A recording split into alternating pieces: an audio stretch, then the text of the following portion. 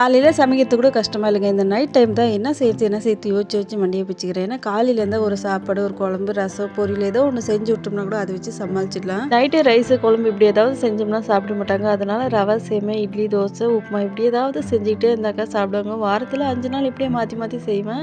மீதி 2 நாள் மட்டன் குழம்பு, சிக்கன் குழம்பு வச்சிருப்பேன். அதை வச்சு பொல போட்டுவேன். இன்றைக்கி அப்படி தான் காலையில் வச்சு சாம்பார் இருந்துச்சு. அதை வச்சு இன்றைக்கி பொல போட்டலாமே அப்படின்னு நினச்சிட்டு தோசை மாவு இருந்துச்சா, மொட்டும் இருந்துச்சு. அப்படியே மொட்டை தோசை மாரி ஊற்றி குழந்தைங்களுக்கெல்லாம் ஊட்டி விடலாம் அப்படின்னு சொல்லிட்டு ஊட்டி விட்டேன். அவருக்கு தோசை ஊற்றி வச்சுக்கிட்டு எனக்கு ஒரு சப்பாத்தி செஞ்சு எடுத்துக்கிட்டேன். சாம்பார் கூட சூப்பராக சாப்பிட்டு முடிச்சிட்டேன். காலையிலே அந்த கமெண்ட் பார்த்துட்டு நான் என்ன முடிவு பண்ணியிருந்தேனாக்கா, இதுக்கப்புறம் யூடியூப்பில் வீடியோவே போடக்கூடாது, போட்டு வீடியோவை டிலீட் பண்ணிட்டு போயிடணும் அப்படின்னு நினச்சேன். ஒரு 5 நிமிஷம் யோசனை பண்ணேன். அவங்க எங்கேருந்தோ நம்ம வீடியோ பார்க்குறவங்க, நம்ம பேசுறது பிடிக்கல, இல்லை நம்ம வீடியோவும் அவங்களுக்கு பிடிக்கல, அவங்க கமெண்ட் பண்ணுறாங்க, அவங்களுக்காக நான் இதுக்கு யூடியூப் விட்டு போகணும் நினச்சேன். எல்லாருக்குமே நம்மளோட வீடியோ பிடிக்கும் அப்படின்னு நினச்சிங்கனாக்கா அது கிடையாது. 100 பேரில் ஒரு 10 பேருக்காவது நம்மளோட வீடியோ பிடிக்காது. அதனால் மற்றவங்களை பற்றி யோசிக்காதீங்க, நம்மளை பற்றி